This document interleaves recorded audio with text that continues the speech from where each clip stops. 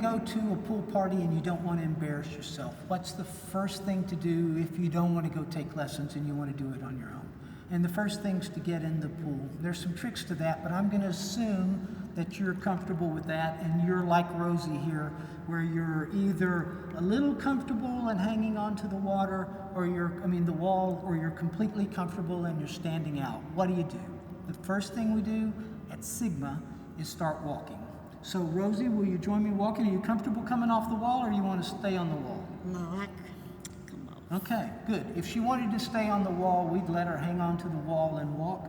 But we're going to start walking, making real small steps, just going forward, just getting your balance. So in the water, you'll wobble a lot, and it's just part of the water, but it takes a while to learn that and understand it. So the first thing is just to acclimate to the water. Some people are really comfortable with this already, some are not.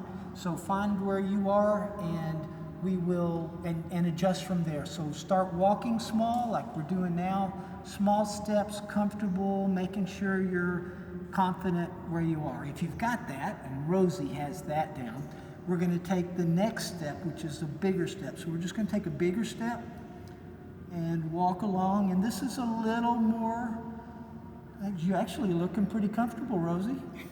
Yeah, she's looking pretty comfortable. So as you move, you'll get comfortable, and it'll take a while. Take your time, make sure you're comfortable with it. Shall we go back same way? Yes. We'll do that. Bigger steps. And if you can take a bigger step, take a bigger step. Just get comfortable with that movement.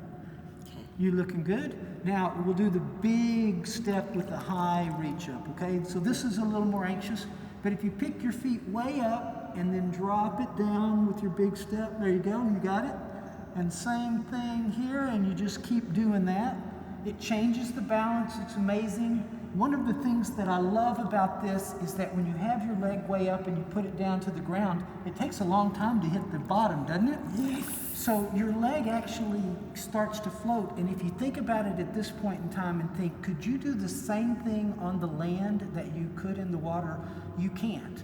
You can't, with no energy at all, have your legs slowly drop to the water. That's the start of floating. It's the start of the way that works. So play with that. So shall we wander back? Yes. All right, just another big step, raising your leg way up, let it come down. There you go. A little bit nervous there, so that's a thing we will not push you on, right? Okay, so that looks good.